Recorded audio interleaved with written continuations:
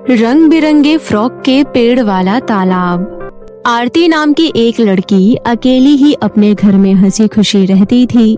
आरती अपने घर के बाहर कुछ सब्जी के पौधे लगा रखी थी और उन सब्जियों को बेचकर अपना घर चलाती थी। एक दिन आरती अपने घर की सफाई कर रही होती है, तभी उसके घर के बाहर से पड़ोस वाली औरत गुजर रही थी। तभी आरती को देखकर वो अपने मन में सोचती है, आज मेरे घर पर इतने सारे काम हैं और अनाज की बोरी भी बाहर रखी है। मेरी बेटी तो अपने दोस्तों के साथ बाहर घूमने गई है, इसलिए आज का काम मैं इसी से करवा लेती हूँ। वैसे भी ये बहुत बेवकूफ है, काम करने से मना नहीं करती है। इतना सोचकर वो औरत आरती के घर के अंदर जाती है और आरती से बोलती है, आरती बेटी क्या कर रही है? कुछ नहीं काकी, बस घर की सफाई कर रही हूँ। बेटी दरअसल आज मेरी तबीयत कुछ ठीक नहीं लग रही है और मेरी बेटी पढ़ाई करने कॉलेज गई हुई है और मेरे घर के बाहर अनाज की कुछ बोरियां रखी हुई है, तो मेरी अनाज की बोरी उठाकर घर के अंदर रख दे। ठीक है काकी, मैं घर के काम खत्म करके आती हूँ, उसके बाद आपका काम कर दूंगी। इस तरह वो औरत आरती से झूठ बोलकर अपना काम निकलवा लेती है। गांव का हर व्यक्ति आरती के भोलेपन का फायदा उठाकर उससे काम करवाता था। थोड़ी देर बाद आरती उस औरत के घर जाती है और सारी बोरियां उठाकर घर के अंदर रख देती है। इसी तरह दिन गुजर रहे थे। तभी एक दिन आरती बाजार से घर का सामान लेकर आ रही थी। उसी के गांव का एक 8 साल का लड़का उसे देखकर सोचता है, लगता है आरती दीदी अपने घर जा रही है। मेरा स्कूल भी उनके घर के पास ही है। एक काम करता हूँ, मैं यहाँ पर गिर जाने का नाटक करता हूँ, उसके बाद ये मुझे रिक्शे में स्कूल तक छोड़ देंगी और मैं अपने पैसे बचाकर उस पैसे का आइसक्रीम खाऊंगा। वो लड़का बिल्कुल वैसा ही करता है। वो जमीन पर गिर जाने का नाटक करता है और जोर जोर से रोने लगता है। हे भगवान, गिरने की वजह से मेरे पैरों में बहुत जोर से दर्द हो रहा है। अब मैं स्कूल कैसे जाऊंगा? कोई मेरी मदद करो। उस लड़के को रोता देख आरती उसके पास आती है। क्या हुआ छोटू? दीदी, मुझे रास्ते में पत्थर से चोट लग गया और मैं गिर गया। मैं बिल्कुल नहीं चल पा रहा हूँ। आज मेरे स्कूल में एग्जाम है, इसलिए मेरे स्कूल जाना भी बहुत जरूरी है। अब मुझे समझ नहीं आ रहा मैं स्कूल तक कैसे जाऊँ। छोटू, इसमें परेशान होने वाली क्या बात है? मैं तुम्हें रिक्शे में तुम्हारे स्कूल तक छोड़ दूंगी और तुम पैसों की चिंता मत करना, वो मैं दे दूंगी। आरती उस लड़के को उसके स्कूल तक छोड़ देती है और वापस अपने घर चली जाती है। आरती के जाने के बाद वो लड़का सोचता है, इसके जैसा बेवकूफ तो मैंने देखा ही नहीं, इसलिए कोई भी इससे अपना काम निकलवा लेता है। आरती की अच्छाई को सब उसकी बेवकूफी समझते थे। आरती सबकी भलाई करती थी, लेकिन कोई भी उसकी परवाह नहीं करता था। गांव का कोई भी व्यक्ति उसका हालचाल तक नहीं पूछता था। सबकी मदद करने की वजह से आरती को खुद की सब्जी का खेती करने का समय ही नहीं मिलता था। यही सब आरती अपने कमरे में बैठकर सोच रही होती है। अरे, मेरा आज का दिन भी जैसे तैसे चला गया। कल मुझे अपने छोटे से खेत में काम करना ही होगा। वैसे भी बारिश होने वाली है और मैं जल्दी अपना काम शुरू नहीं की तो बारिश में मेरी खेती की तहस नहस हो जाएगी। अगर ऐसा ही चलता रहा तो मैं अपना गुजारा कैसे कर पाऊंगी? कल चाहे कुछ भी हो, मैं अपना काम शुरू करूंगी। ये सब सोचकर आरती सो जाती है। अगले दिन आरती सोकर उठी भी नहीं थी, उससे पहले ही बहुत जोरों की बारिश होने लगती है। थोड़ी देर बाद आरती उठती है और बारिश होते देखती है। ये सब देखकर आरती बहुत परेशान हो जाती है। अरे, आज तो बहुत जोरों की बारिश हो रही है, आज भी मैं अपना काम शुरू नहीं कर पाऊंगी। इतनी तेज से बारिश हो रही है, पता नहीं कब तक बारिश रुकेगी। ये सब देखकर आरती बिल्कुल उदास हो जाती है। कई दिनों तक ऐसी ही बारिश होती रहती है, जिसकी वजह से आरती की छोटे से सब्जियों के खेत में बहुत सारा पानी जमा हो जाता है। अगली सुबह जब बारिश रुकती है तो आरती घर से बाहर निकलती है और वो देखती है कि उसके सब्जी के पौधे बारिश की वजह से पूरी तरह से तहस नहस हो गए हैं। ये सब देखकर आरती बहुत रोने लगती है। ये सब क्या हो गया? अब मैं अपना गुजारा कैसे करूंगी? सब कुछ ठीक होने में तो 3 से 4 महीने लग जाएंगे। जब तक मैं अपना गुजारा कैसे करूंगी? घर का राशन भी खत्म होने वाला है। अब मेरे पास बिल्कुल भी पैसे नहीं बचे हैं। ऐसे ही एक हफ्ते बीत जाते हैं और आरती को समझ नहीं आ रहा था कि अब वो क्या करे। यहाँ तक कि घर का राशन भी खत्म हो गया था और उसके पास बिल्कुल भी पैसे नहीं थे। राशन खत्म हो गया है और पैसे भी नहीं है। जब तक पड़ोस वाली काकी से राशन के लिए कुछ पैसे मांग लेती हूँ, मेरे पास जब होगा तो उन्हें वापस कर दूंगी।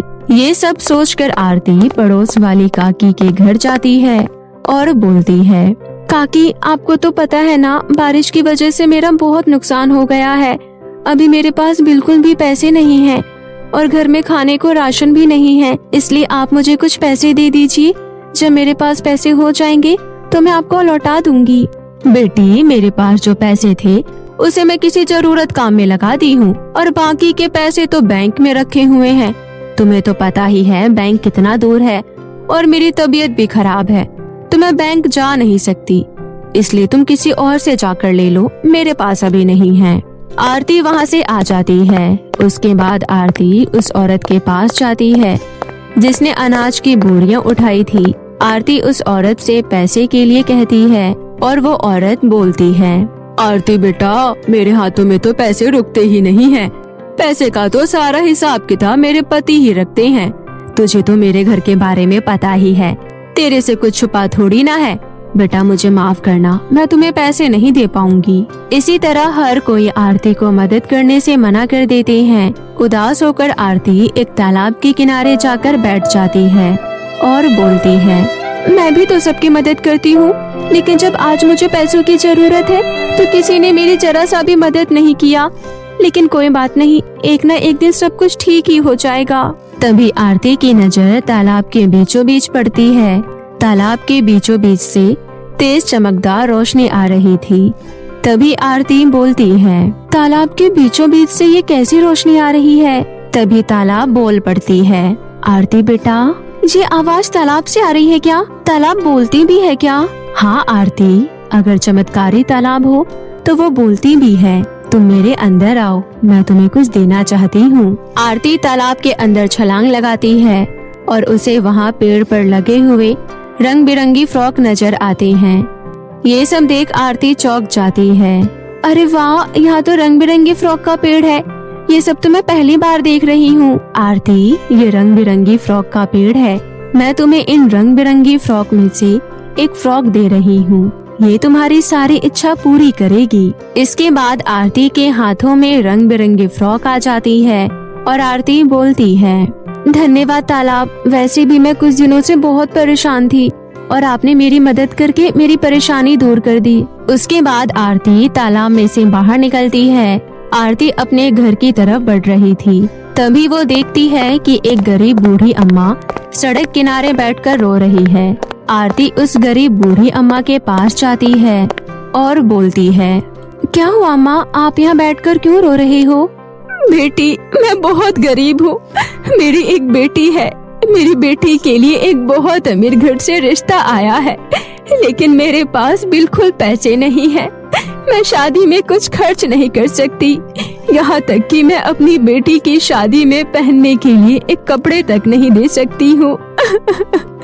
अगर ये रिश्ता मेरे हाथ से निकल गया तो सारी जिंदगी मेरी बेटी रोती रहेगी। मैं नहीं चाहती कि उसकी शादी किसी गरीब लड़के से हो, क्योंकि पहले ही वो बहुत गरीबी सह चुकी है। आरती को उस गरीब बूढ़ी अम्मा पर बहुत तरस आता है और वो अपना रंग बिरंगा फ्रॉक बूढ़ी अम्मा को दे देती है। अम्मा, आप ये फ्रॉक ले लो। आप इस फ्रॉक से जो चाहो मांग सकती हो। इससे आपकी बेटी की शादी में किसी चीज की कमी नहीं होगी। शुक्रिया बेटी, कान्हा जी तुम्हें हमेशा खुश रखे। इतना कहकर बूढ़ी अम्मा वहाँ से चली जाती है और फिर आरती भी अपने घर आती है। घर आते ही आरती देखती है कि उसके बेड पर एक सुंदर सा फ्रॉक रखा हुआ है। अरे, इसे तो मैंने तालाब में पेड़ पर लगे हुए देखा था। तभी फ्रॉक में से आवाज आती है, हाँ मैं वही हूँ। तुमने उस गरीब बूढ़ी अम्मा की मदद की, इसलिए वो चमत्कारी तालाब ने मुझे तुम्हारी मदद करने के लिए भेज दिया है। ये जानकर आरती बहुत खुश होती है। आरती उस रंग बिरंगी फ्रॉक से बहुत सारे पैसे लेती है और बहुत बड़ी जमीन खरीदती है और गरीब बच्चों के लिए एक स्कूल भी बनवाती है। अब मैं इस जमीन पर तरह तरह की खेती करवाऊंगी और मैं खेत पर काम करने के लिए उन लोगों को रखूंगी जिनके पास कोई रोजगार नहीं है। इससे उन्हें रोजगार मिल जाएगा और उनकी गरीबी दूर होगी और स्कूल में गरीब बच्चों को पढ़ाई करवाऊंगी। आरती गांव के कुछ लोगों को अपने खेतों में काम दे देती है और उसका काम शुरू हो जाता है। इस तरह सब कुछ ठीक हो जाता है और आरती खुशी खुशी रहने लगती है। तभी शहर से एक अमीर लड़का गांव आता है। उसी वक्त आरती गांव के गरीब लोगों में कपड़े और कुछ खाने का सामान बांट रही थी। आरती को देखकर वो लड़का सोचता है, अरे वाह, ये लड़की कितनी अच्छी है। शहर में तो कोई भी लड़की अच्छी नहीं होती है, अपने बारे में सोचती है बस और लड़कों से झूठा प्यार जताकर पैसे लूटती है। मैंने अपनी लाइफ में पहली बार ऐसी लड़की देखी जो अमीर होने के बाद भी बिल्कुल घमंडी नहीं है और ये तो लोगों की मदद भी कर रही है। मुझे इससे बात करनी चाहिए। उसके बाद सुमित आरती के पास जाता है और उससे बातें करने लगता है। वो दोनों एक दूसरे से काफी देर तक बातें करते रहते हैं। हम दोनों काफी देर से बातें कर रहे हैं। आपको जो कुछ भी गांव के बारे में जानना था मैं आपको बता दी हूँ। अब मैं चलती हूँ। हम एक दूसरे से इतनी देर तक बात की और अब तो हम दोस्त बन गए हैं। क्या मुझे अपना फोन नंबर दे सकती हो? आरती अपना फोन नंबर सुमित को दे देती है। उसके बाद से दोनों फोन पर भी लंबी लंबी बातें करने लग जाते हैं और कहीं न कहीं दोनों को एक दूसरे से प्यार हो जाता है। कुछ महीने बाद सुमित आरती के पास आकर अपने प्यार का इजहार करता है। मैं तुमसे शादी करने के लिए तैयार हूँ, लेकिन तुम्हारे घर वाले मुझे स्वीकार तो करेंगे ना? आरती, उन्हें मैं पहले ही तुम्हारे बारे में बता चुका हूँ और उन सबको भी तुम बहुत पसंद हो और अब हम अगले महीने ही धूमधाम से शादी करेंगे। अगले महीने आरती और सुमित की शादी हो जाती है। आरती अपने खेतों में लगी फसलों की वजह से सुमित के साथ शहर नहीं जा पा रही थी, इसलिए सुमित ही आरती के साथ गांव में रहने लग जाता है। इस तरह सुमित और आरती दोनों एक दूसरे के साथ हंसी खुशी अपना जीवन व्यतीत करने लग जाते हैं। गरीब मरी हुई माँ का मखमली गाउन। बहुत समय पहले की बात है। रौनकपुर नाम के एक गांव में शीतल अपने पति और बेटी के साथ रहती थी। शीतल दिखने में बहुत ही काली थी, लेकिन उसका स्वभाव बहुत ही अच्छा था। एक दिन अचानक शीतल को हार्ट अटैक आता है और उसकी मृत्यु हो जाती है। अब शीतल के पति गणेश अपनी बेटी सरिता का अकेले ही ख्याल रखता था। गणेश एक होटल में नौकर का काम किया करता था और उसी से अपनी बेटी सरिता का भी देखभाल करता था। ऐसे ही कुछ महीने बीत जाते हैं। एक दिन गणेश काम के लिए होटल पे जा रहा था, तभी एक कार वाले ने गणेश को धक्का मार दिया और वहीं पर गणेश की भी मृत्यु हो गई। अब सरिता बिल्कुल अकेली हो जाती है। तभी सरिता के चाचा चाची उसके पास आते हैं और सरिता को अपने घर लेकर चले जाते हैं। सरिता की चाची उर्मिला बहुत ही कठोर दिल औरत थी। उर्मिला सरिता से अपने घर का सारा काम करवाती। झाड़ू पोछा से लेकर किचन तक का सारा काम सरिता से ही वो करवाया करती थी। उर्मिला सरिता को पूरे दिन में बस एक बार ही खाना देती।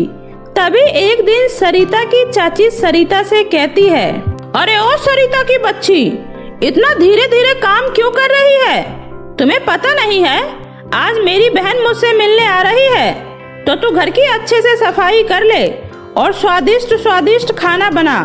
और हाँ, खाना बनाने के बाद खाने की तरफ आंख उठाकर भी मत देखना। ठीक है चाची जी, मैं घर का सारा काम कर दूंगी और खाना बनाकर भी रख दूंगी और मैं खाने की तरफ देखूंगी भी नहीं, लेकिन जो आप मुझे रूखा सूखा खाने को देती है वह तो दे देना, मैं उसी से अपना पेट भर लूंगी। आपने मुझे अपने घर में रखा है, मेरे लिए यही बहुत है। हाँ हाँ ठीक है, मैंने तुम्हें घर में रख लिया है, यही बहुत है, वरना अभी तुम रोड पर भीख मांगती फिरती। चल जा, अब जाकर अपने काम पर लग जा। सरिता सारा दिन घर का काम करती और अपनी चाची का डांट भी सुनती। शाम हो जाने के बाद उर्मिला की बहन आ जाती है। उर्मिला और उसकी बहन निर्मला दोनों बहनें बहुत मस्ती करती है और दोनों बहनें एक साथ मजे से खाना खाती है। उर्मिला और निर्मला के खाना खाने के बाद सरिता अपने चाची के पास जाती है और कहती है, चाची जी, मुझे बहुत जोर की भूख लगी है, मुझे कुछ खाने को दे दीजिए चाची जी। क्यों रे मनहूस, तुझे दिखाई नहीं दे रहा कि अभी मैं अपनी बहन से बातें कर रही हूँ? अपनी मनहूस शक्ल लेकर कहीं भी उठकर आ जाती है।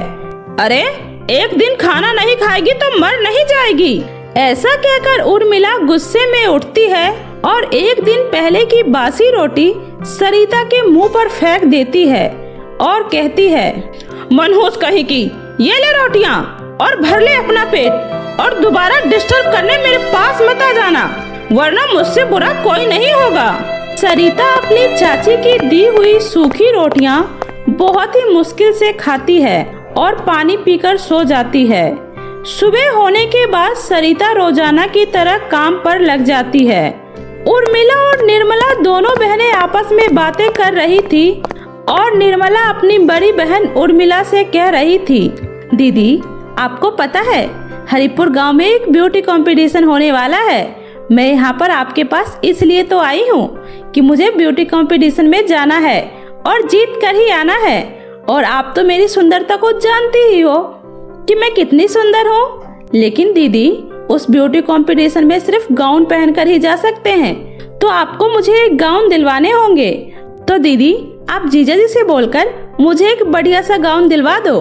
हाँ हाँ, क्यों नहीं मेरी छोटी बहन, तुम मेरी सबसे छोटी बहन हो और सबसे प्यारी और सुंदर भी हो। मैं तुम्हें गाउन जरूर दिलवा दूंगी, वह भी अच्छे ब्रांड का।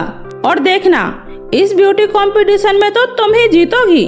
दोनों बहनों को आपस में बातें करते हुए सरिता भी सुन लेती है। सरिता दिखने में बहुत ही खूबसूरत थी और वह भी ब्यूटी कंपटीशन में जाना चाहती थी। तभी सरिता मन में सोचती है, हाँ मैंने भी न्यूज़पेपर में देखा है हमारे गांव में एक ब्यूटी कंपटीशन होने वाला है। मैं भी ब्यूटी कंपटीशन में जाना तो चाहती हूँ, पर पता नहीं चाची जी मुझे गाउन दिलवाएंगी भी या नहीं। कोई बात नहीं, एक बार चाची जी से बात करके देखती हूँ। वैसे चाची जी दिल की बुरी नहीं है, हो सकता है वह मुझे भी एक गाउन दिलवा दे। यह सोचकर सरिता अपने चाची उर्मिला के पास जाती है और उनसे बोलती है, चाची जी मैं भी ब्यूटी कंपटीशन में जाना चाहती हूँ, तो आप मुझे भी एक मखमली गाउन दिलवा दीजिए ना। ब्रांड का ना सही, एक सिंपल सा ही दिलवा दीजिए, क्योंकि ब्यूटी कंपटीशन में गाउन पहनकर ही जाना है। मेरा बहुत मन है ब्यूटी कंपटीशन में जाने का, प्लीज चाची जी। क्या दीदी, तो आप इस नौकरानी को गाउन दिलवाओगी और मेरे सामने इसे ब्यूटी कंपटीशन में खड़ा होने का मौका दोगी? वैसे तो मेरी सुंदरता के सामने कोई टिक नहीं सकता। फिर यह नौकरानी तो बिल्कुल भी नहीं। फिर यह नौकरानी किस खेत की मूली है? लेकिन दीदी इस नौकरानी के अंदर बहुत ही हिम्मत है जो आपसे गाउन मांग रही है। दीदी आप इसे कुछ कह क्यों नहीं रही हो? वैसे आपने भी अपने नौकरों को सर पर चढ़ा रखा है, इन्हें अपनी असली औकात क्यों नहीं दिखाती हैं आप? अरे हाँ मेरी प्यारी बहन, तो बिल्कुल ठीक कह रही है। मैंने ही इस मनहूस को कुछ ज्यादा ही छूट दे दी है। कुछ नहीं कहती तो सर पर चढ़कर बैठ गई है। देखो तो इसकी इतनी हिम्मत हो गई है कि मुझसे गाउन मांगने आई है, वो भी ब्यूटी कंपटीशन में जाने के लिए।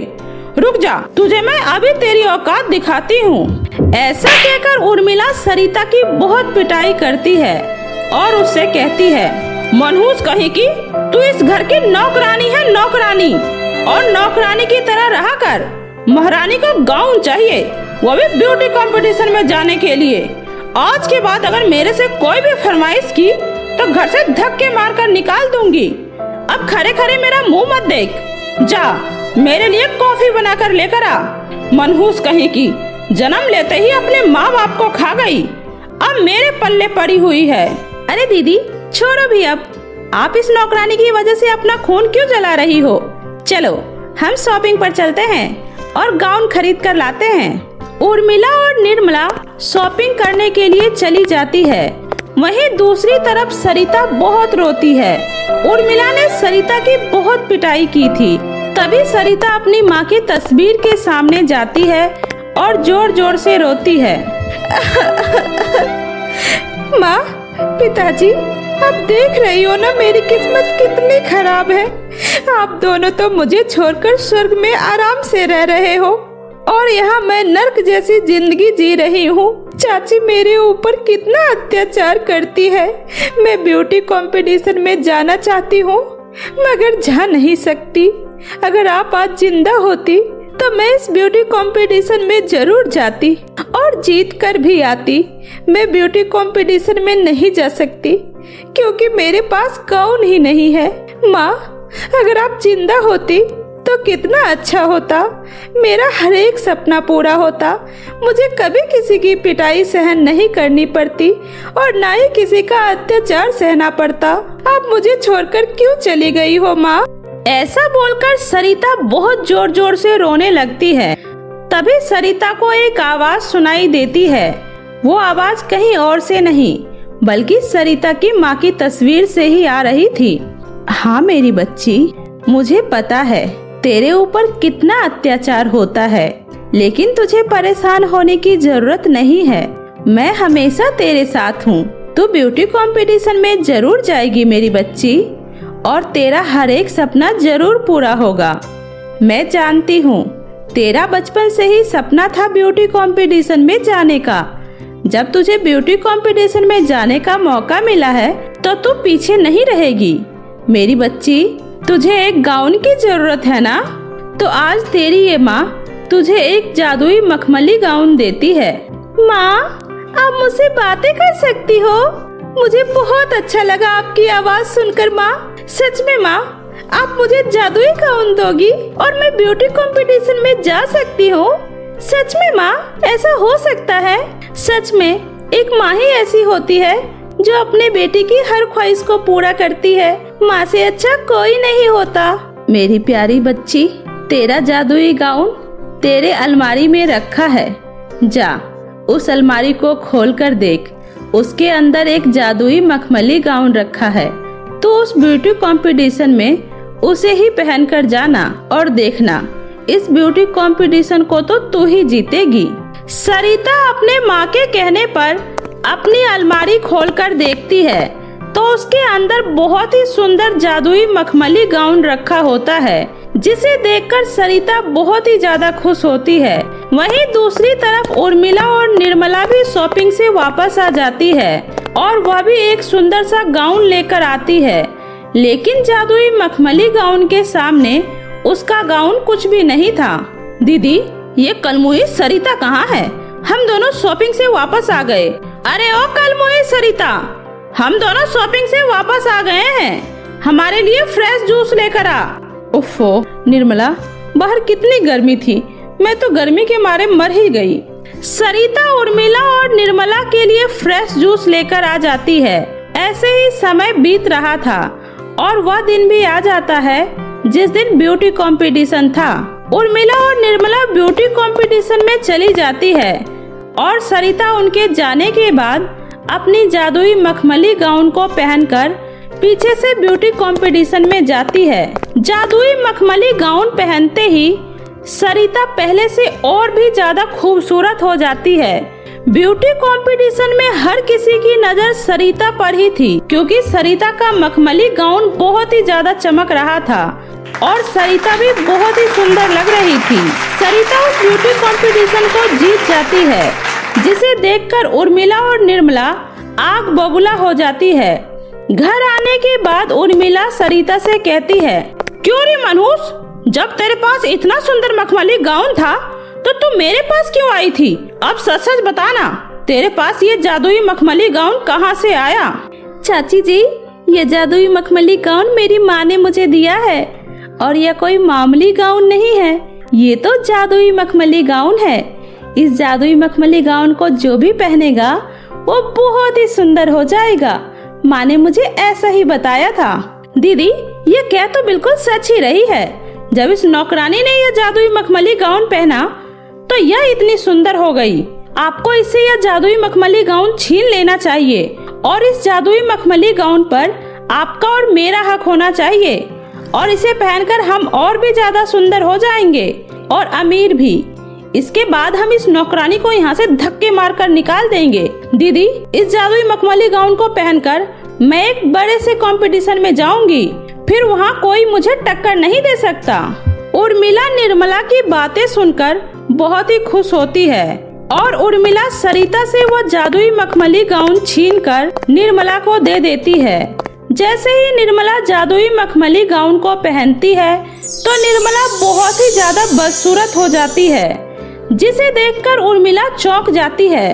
तभी उस जादुई मखमली गाउन से एक आवाज आती है यह जादुई मखमली गाउन है। ये गाउन अच्छे लोगों के काम ही आता है, बुरे लोगों के काम नहीं आता। तुमने बेचारी सरिता के ऊपर बहुत अत्याचार किया है। उर्मिला, इसकी सजा तुम्हारी बहन निर्मला को मिल गई।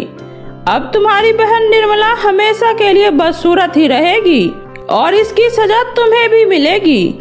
तुम भी हमेशा के लिए बदसूरत हो जाओगी। और तभी जादुई मखमली लहंगे में से एक रोशनी आती है और उर्मिला भी उस रोशनी की वजह से बहुत ही ज्यादा बदसूरत हो जाती है। उसके बाद सरिता उर्मिला से वह जादुई लहंगा वापस ले लेती है और उर्मिला के घर से हमेशा के लिए चली जाती है।